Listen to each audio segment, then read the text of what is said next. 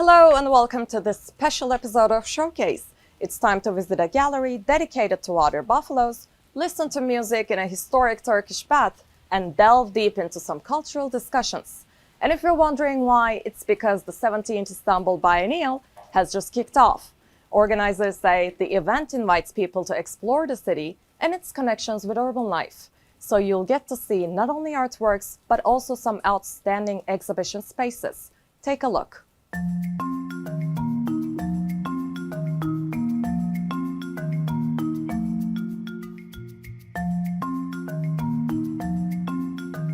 Can a biennial be a newspaper? Can it be an archive reimagined? These were some of the questions asked by the organizers of the 17th Istanbul Biennial. Its director Bauer says they had to have a whole lot of conversations with curators Bauer, Amar Kanvar, and David Taff for more than 2 years to create a meaningful biennial. And to top it off, it all had to be planned during a global pandemic. But she is more than pleased with the result. I believe that it creates this really important, public space, both in the local context and also in the international context, in terms of unfolding, some discussions about basically the themes and the issues that we would like to address. I talked to Örer at the Biennial's press gathering at Zeytinburnu Medicinal Plants Garden that contains more than 700 medicinal plant species. One of our objectives is also to introduce locations, alternative locations in the city, and also to remember the different stories which are brought by these locations. Curators say the event differs from the previous editions as it encourages people to get an insight into processes rather than focus on the outcome. And perhaps there's no better venue to do that than Saha Studio. So, as we change our direction to Beyoğlu district, we begin noticing the artists' workspaces. Our third stop is the Central Greek High School for Girls. The school was founded in the late 19th century to provide education to impoverished girls. But about 20 years ago, it was forced to shut due to low enrollment. Now, for the first time in its more than 170-year history, it's become an exhibition space for the current biennial. Here, visitors get to see curator and art theorist Marcus Scottini's multi-phase, mobile, and evolving video archive and platform. Disobedience Archive presents a collective work of art that focuses on pursuits based on social justice and gender equality. And not far from the high school, another unique biennial venue is Metro İstanbul Yaklaşım Tüneli Taksim. The tunnel is just over 250 meters long. Cycle Up, created by filmmaker and artist Carlos Casas, is inspired by a military aeronautical research complex built in the mid-1930s, which had one of the longest pipe tunnels in the world. The sonic and visual composition has a myriad of features, from field recordings to the latest sonic experimentation for mass control and torture. And here is Perform Istanbul Live Art Research Space. The international performance art platform was established to unite performance artists in one place. The As in Time On Ground project proposes alternative readings on the feminist movement, while Dictionary of Sensitive Sounds looks for ways to trace the subjective, social, and cultural dimensions of sound. Büyükdere 35 is a gallery that hosts exhibitions and workshops of contemporary artists. But right now, it looks more like a cafe where you can taste some local buffalo products, such as the rice pudding muhallebi. And this is all thanks to the artist duo, Daniel Fernandez Pascual and Alain Schwab, better known as Cooking Sections. The London-based duo use food as a tool to tackle issues on ecology and landscapes in transformation. With Wellowland, the artists present their interest in habitat of water buffaloes with an intention to preserve the wetlands for the animals to roam freely. people can come and see these different surveys that we work with an ornithologist, with a botanist. You can see the plants that the buffalo depend on. You can see the birds that depend on the buffalo because they eat the little parasites in their skin. You can see the different water surfaces that have been disappearing in the past years. You can listen to buffalo songs, which are a compilation that the ethnomusicologist Mustafa Artsy has put together, tracing different songs that feature Manda. The event doesn't only engage with the city's alternative spaces. Here is Para Museum, one of the traditional venues of the Biennial. Archival documents, performances, artworks, and mixed media presentations span the building's 3 floors. And the Public Life of Women, a feminist memory project, takes visitors on a journey of Nepali women from within the boundaries of the home to the openness of public life. It presents documents and photographs from the past when women took on political struggles, published their opinion, and broke social norms. Well, we are done with Beyoğlu. Now it's time to visit places in Istanbul's Fatih district. And here is the Küçük Mustafa Pasha Hamam. The 15th century building is one of the oldest Turkish baths in Istanbul. And now with artworks inside, it doesn't only contain the heritage and history, but also some contemporary interpretations, such as Paris-based Lebanese artist Tarık Atvi's Whispering Playground installation that brings the sound of Istanbul's harbors into this hammam. It started with a journey. We went on recording the sounds of the shipyards and harbors in Tuzla in Istanbul. So this was a year ago. And after we recorded sounds underwater and in the shipyards and industrial and activities from that place, I decided to bring the Whispering Playground, which is a piece for education and in which the sounds are hidden and embedded. So on the Whispering Playground, sound is hidden inside objects, underwater, and it's a piece that is initially thought for kids and for education. So on the Biennale, there will be about 20 workshops with a lot of school students of all ages from 4 and up who will come not just to listen to the piece as installation, but also to interact with it on workshops. In less than a 10-minute walking distance, there's another special venue. The Çinili Hammam is also a notable example of Ottoman hammam architecture designed by famous architect Mimar Sinan. And although it's been under restoration for more than 10 years, it is set to be inaugurated as a hammam museum complex in 2023. It's now open to public as it's part of the 17th Istanbul Biennial. Our next stop is Barınhan in Çemberlitaş. The 6-story building served as a studio for leading modern Turkish calligrapher and bookbinding artist Emin Barın for decades. Now it's hosting exhibitions and workshops. Visitors can explore the historic building and the working environment of Emin Barın, alongside the biennial projects tackling gender, race, and class issues. And the retrospective called Extracurricular puts a spotlight on a number of social justice issues faced by contemporary Bangladesh, mostly related to displacement and disappearance. Now it's time to visit residential area of Kadıköy in Istanbul's Asian side. Artsy Istanbul is a 3-story building which has a dark room, music studio, and exhibition space run by Syrian artists. The Museum Gazhane is a 130-year-old power plant that was recently renovated as a cultural center. And almost for a year now, it's hosted cultural gatherings as well as art exhibitions. Pustaka Bergerac, or Indonesian Mobile Library Network, is a project that aims to increase the literacy rate of the public. Well, this is the end of our list of venues. But as organizers initially aimed not to confine the Biennial to a narrow description, it's fair to say that the 17th Istanbul Biennial isn't limited to just 12 exhibition spaces. It in fact spreads across the city's hospitals, radio station, and bookshops. The Istanbul Biennial is free of charge and in full swing until the 20th of November. And over the next 2 months, the curators hope people won't visit the spaces for one time only, but will come back to see and experience the artworks over and over again.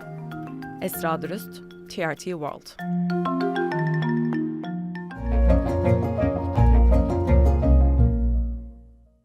The curators of the biennial had to prepare the event under extraordinary circumstances.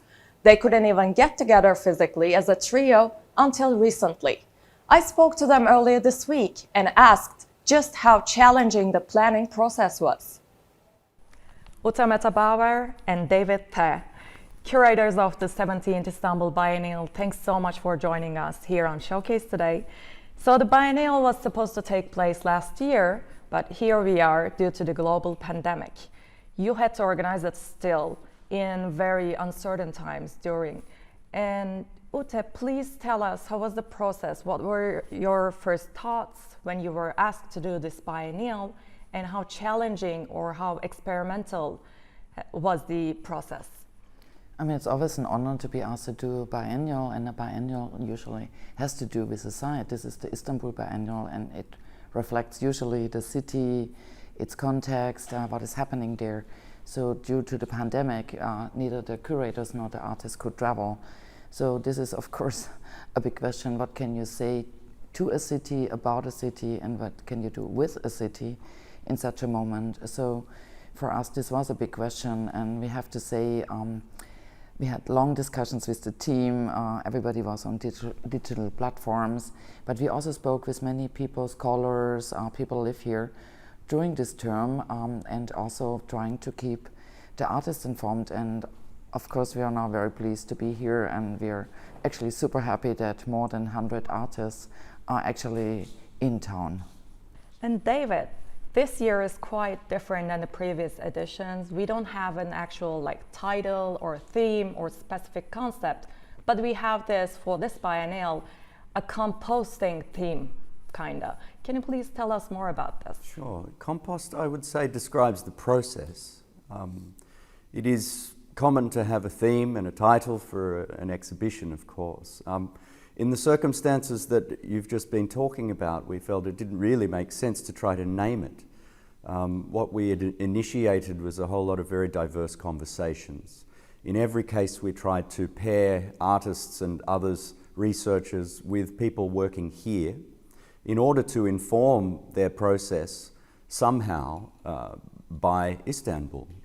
And so as a result, we didn't feel it made sense to try to present the biennial as one object, as one kind of simple exhibition. It was a very complex set of conversations.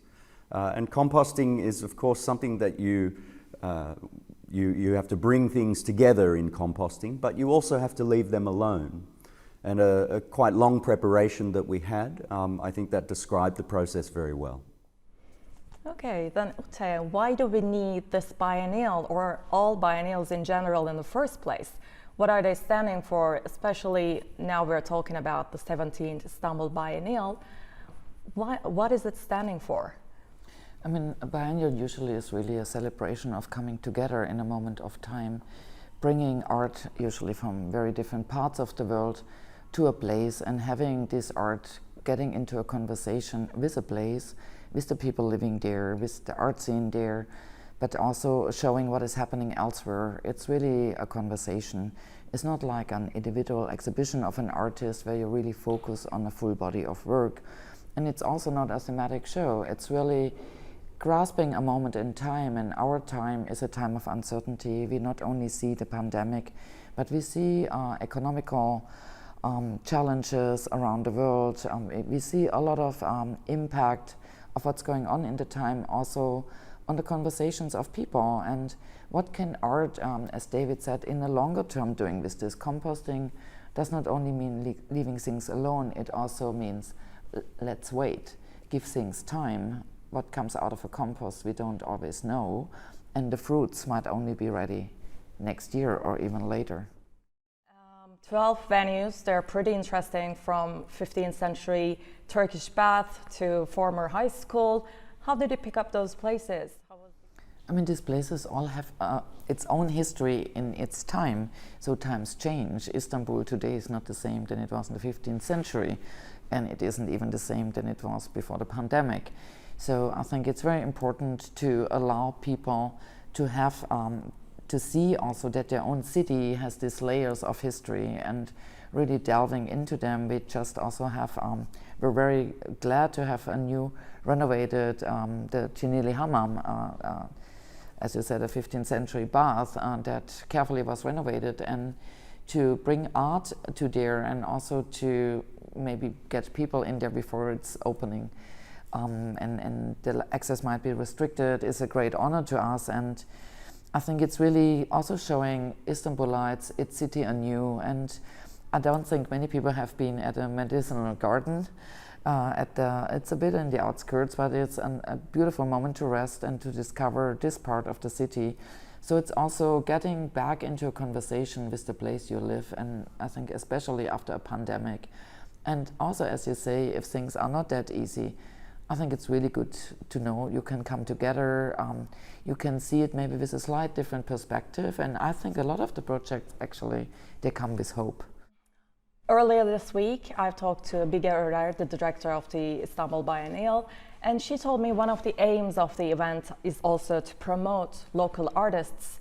And there are also many, I've seen many works by Asian artists. And what did you consider by putting together the artist list?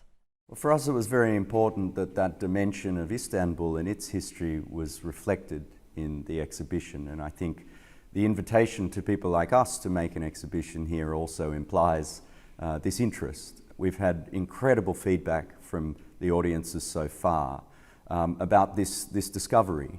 The other thing I would say is that in many respects I think Turkey is more Asian than it gives itself credit for.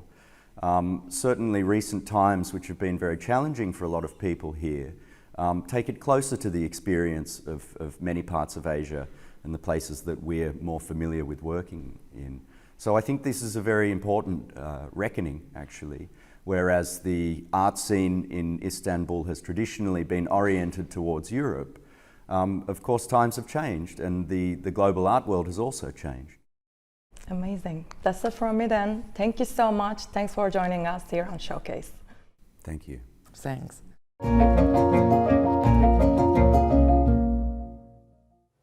Artist Ahmet Öğüt says artworks are usually limited to exhibition dates. This means many works aren't all that concerned with shaping the future, but he says this project is proof that art can go beyond its own limits. Everybody has the right to educate. This is the motto behind the Silent University. Its initiator, conceptual artist Ahmet Öğüt, describes the platform as a knowledge exchange program based on a radical pedagogy. We are focusing on our lectures. Our lectures are undocumented forced migrants. They live sometimes because of wars and other reasons, and they end up mostly in Western countries, and they come with academic backgrounds. So usually new arrivals, they are not recognized as academics. They need to fix other urgent issues, legal documents, and also language issues. There are a lot of obstacles for people. Basically, lecturers of the Silent University can skip bureaucratic obstacles and restrictive immigration laws. So, it serves as an alternative educational structure where migrants and asylum seekers from all kinds of backgrounds can keep performing their professions without being asked for any legal documents. That must mean a lot, as Öğüt says that in some cases, legal proceedings can take years to resolve. We don't want anyone to wait in limbo or many years to get first basic rights. We recognize them right away. So instead of authorization, we prioritize recognition and immediate recognition. So all our lecturers, they can give their lectures in any language they prefer, in their native language or preferred language. The Silent University was founded a decade ago, and it has active branches in Sweden and Germany. Its orientation program is now part of the 17th Istanbul Biennial. Visitors can see the meeting point of the project at Saha Studio, as well as its installation at Museum Gazhane. Öğüt says the Silent University will keep challenging the system, that ignores the knowledge of people seeking asylum. And although it doesn't have a permanent branch in Istanbul just yet, maybe the biennial visitors are now witnessing its first steps.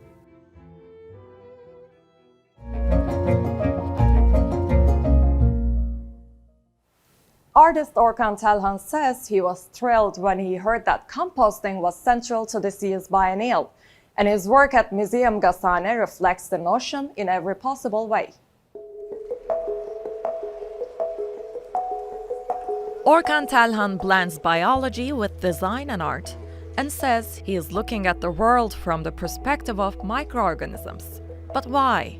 About 10 years ago, I met the world of microorganisms that we don't see with our eyes, but are very active around us. I learned how important soil organisms are for both our biological and mental health.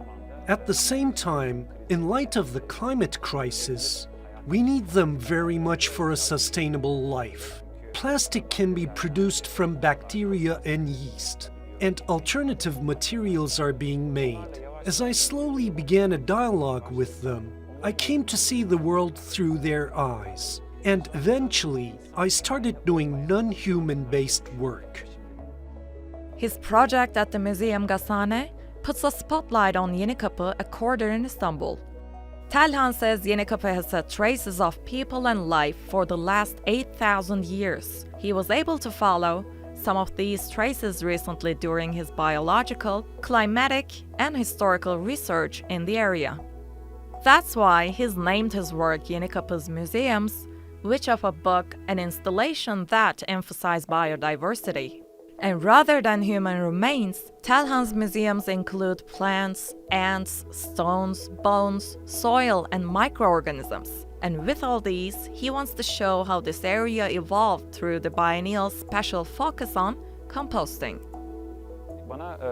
Compost is a metaphorical and biological concept with microorganisms. I think this is an important theme. The 17th Istanbul Biennial is a special biennial, and a biennial that even takes both aesthetic and conceptual risks compared to some of the previous ones. A biennial with such a theme that does not produce many objects in a radical space or exhibit classical paintings and sculptures is a biennial that shows the research processes. Telhan calls this a reading room.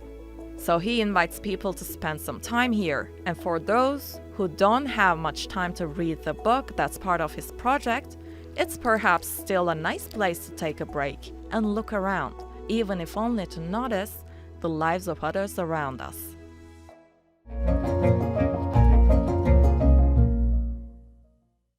During our visits to the biennial venues, we also came across Omar Bayraktar.